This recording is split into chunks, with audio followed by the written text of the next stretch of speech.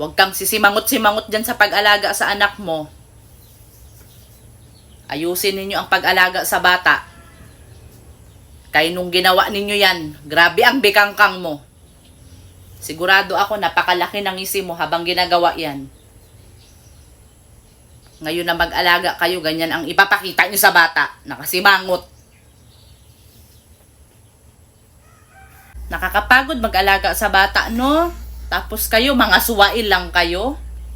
Ngayon, naranasan na ninyo. Pinagsabihan ko kayo para hindi kayo mapagod pag mag-anak kayo. Magsipag-ayos kayo sa buhay ninyo.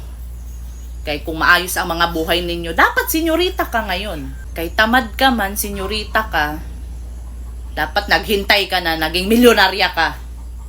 Para marami ka dyang magyaya dyan sa anak mo.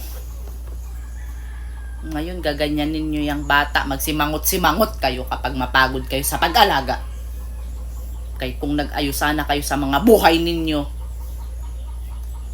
di sana marami ka dyang yaya. May magyaya sana dyan sa anak mo. Kahit 10 pa yan.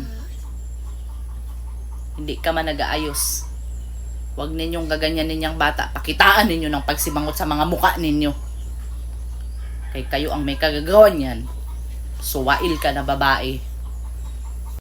Ayan ang sinasabi ko sa'yo. Malalaman mo na yan